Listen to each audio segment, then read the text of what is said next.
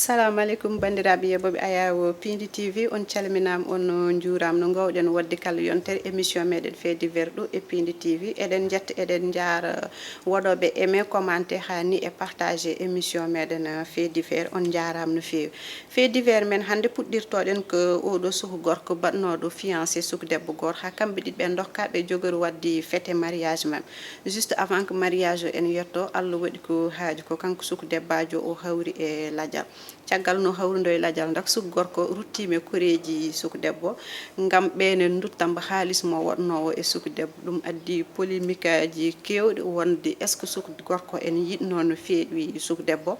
saabu mbeɗa sitta sa waasi neɗɗo mo gandanɗa hoorema ka jinnoɗo onon ɗiɗi mbaɗon partagé vie mon pour le restant de vos jours est ce que jomum soko yalti aduna hakkille ma ne fotno wonde yidde heptude haalis walla en gacci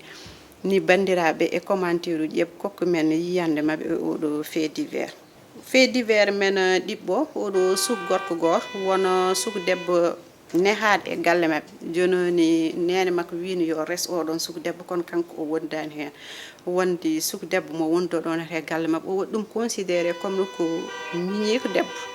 o wawa wiide omo res ɗum kamɓe ɗiɗi eɓe gonde suudu ena tedde makko no fewi caggal muɗum suku gorko yeehi ƴeewi suku debbo goɗɗo mo yiiɗi o resi ɗum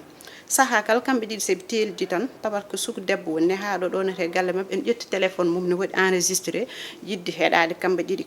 keɓe kaldata ha saaha goto kanko suku debbo woni nehaɗo ɗon e galle mabɓe o neldi suku debbo conversation mo gandanɗa hoorema kanko e joom suudu makko kaldanno ha wimbo oɗon no heɓirata ɗiɗo haalullaji mo haaldata e joom suudu makko oɗo saaha suku debbo ne waɗamo chantage gam yo seera suku debbo saabu que des fois kanko e debbo makko seɓe jooɗima tawanno ɓe kaala neɗɗo e joom galle mum pour haaldude walla ɓe kaala ko gandanɗa hoorema tawat koye neɗɗo goɗɗo ɓe kalata won chantage dal won enregistrement baɗɗo important e makko kanko suku debbo mo jogani couple o ha obon waɗa chantage cousin makko nde serata joom suudu mum o resamo so ɗum ala mo waɗa partagé oɗo enregistrement audio ji kañum e debbo mum o te ɗum ɗon soko yalti kanko e debbo ɓe jarta hay seeɗa kanko oɗon suku debbo pour artude ga e côté de la loi il risque gros saabu wadde enregistré neɗɗo sans son consentement ƴettude photo neɗɗo sans son consentement c' est à dire que neɗɗo oɗon tinani walla welaka ko mbaɗɗa ɗum ko aɗa wawi henete lelade kaso a yiiɗi jomum wi yiɗama jagguirma comme no miñira ɗum ciidi yumme baba je pense yidde hakkude neɗɗo e banum debbo nden yidde ala ko ɓuuri ɗum forde on wi won suku debbo goɗɗum yiiɗi so yiiɗi ɗum o fonno tan ko wallude ɗum e on ko yiiɗi ko o oppo gueɗe ɗe peewani no wiyete omo waɗa oɗo fait divers dewowo henere ko suku debbo goto jippino ligguey ari ha yetti galle mumen ndeysan en jogori garde auto mum hawre ɓinguel mum dewel dañguel duuɓi tati ene yalte gallo doga jaɓɓe yaade yummum ndeysan ɗo yummiraɗo waɗanno ɗo arriére auto pour en naate nder garage o tinani ɓinguel nguel nen caggal yane mum ɓinguel nguel ko ɗon tan waasi fittadu muɗum oɗo saaha kanko suku debbo woni yummum cukalel nguel o bone juuɗe oɗo pour enquête haaɓe ƴeewa ko saabi hunde nde oɗo saaha mum enen gandi kanko suku debbo o bone situation kaɓaniɗo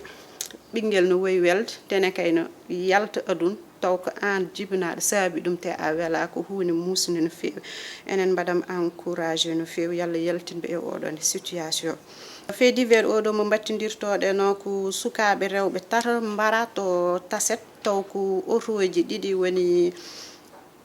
oɗoji traqueur uji ɗiɗi mbaddanno course e dow telo ndeysan sukaɓe rewɓe ɓe jippi école hedde 15 heures en koota ɗo kotannoɗo en jaahe dow telo hawre traqueur uji ɗiɗi nen mbaɗa course ene gara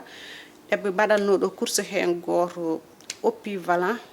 sarima yane sukaɓe ɗo yani ɗo e sukaɓe ko ɗon tan kamɓe tata ɓe mbasi pittale mabɓe ene waɗi gañiɓe ha muusi oɗo saaha nen hôpital régional mo Thiès en tout cas accident ji ronkama andede man gasata ɗo yete Sénégal joom auto ji en worɓe mawɓe gone dow tel ɓen mbadda aida ha ko wasoɓe pittali mumen tan pertat par ce que so jomumen jeehi kaso lelim toon lewru lebbi ɗiɗi